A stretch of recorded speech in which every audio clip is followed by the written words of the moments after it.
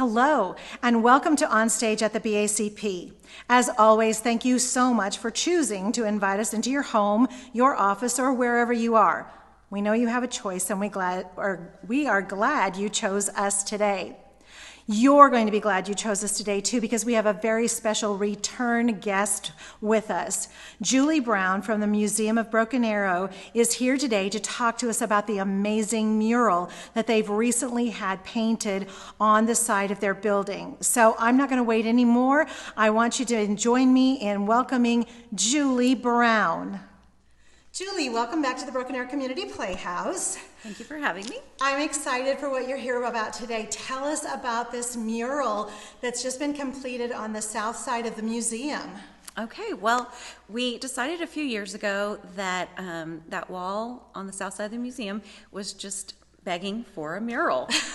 We thought it would be a great spot to showcase some of Broken Arrow history and bring a little more art to the community. So we decided to form a mural committee, and that committee we started writing grants to find funding to bring this mural to fruition.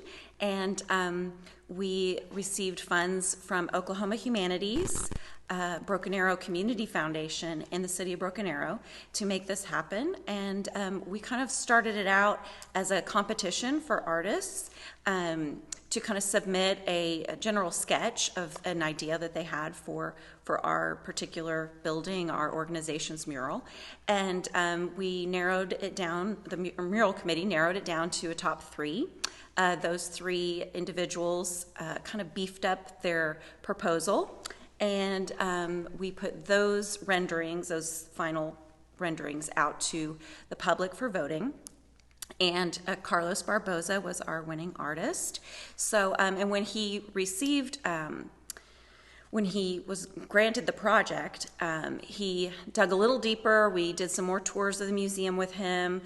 We interacted more with Muskogee Nation to make sure we were getting the appropriate representation on our Muskogee aspects of the mural.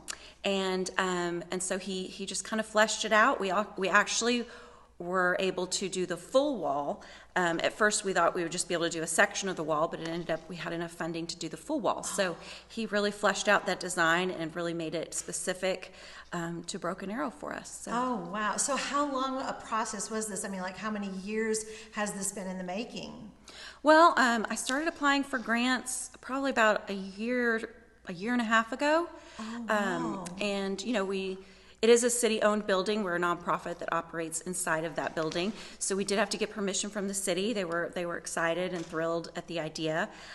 So once we started applying for those grants, it kind of just took off from there. Of course, COVID put a little dent in our timeline, but that gave our final artists more time to, like I said, flesh out that design, and we think it just worked out perfectly. So, but the execution of the mural itself took, I'd probably say, about 20 days in the month of May, weather permitting. Yeah, which was hard. It was a fun month for weather. Yeah. But Carlos, you know, he was just determined, and such a talented gentleman, and we're just so lucky to have a piece of his work, right. I know. A large-scale version of his work in our town. It was so fun to drive by and watch the progress, yeah, and try to anticipate what was going to be next. So talk a little bit about some of the items that are on there. I mean, you mentioned it talks about the history of Broken Arrow. So what's all up there? Well, Carlos's original design, he came up with, you know, the basis for it. So he wanted to start in the middle with the Muskogee Creek community that settled Broken Arrow first. So he began with that image and then kind of just branched out into, you know, more present day Broken Arrow. We have a little bit of everything in there. Some of our popular old buildings. We have a rodeo area, cowboy, and of course Rooster Days, a nod to Rooster Days in there. We wanted to make the lower portion an opportunity for people to take their photographs, and so we also have an Auburn in the mural. Right. So and of course the Katy Depot and the the railroad and of course our train. So, Right. lots of exciting things. We also had both football teams represented. We wanted to represent both schools, and we thought, the best way to do that would have kind of two football players. So we have Broken Arrow and Union represented. Awesome. Oh, Okay. and I didn't tell you about our centerpiece. Okay, well, I was just going to ask because I know that a lot of people want to know. So, yes, go ahead. Okay, so our centerpiece is the Muskogee woman. A lot of people have asked who she is, and she's actually not anyone specific.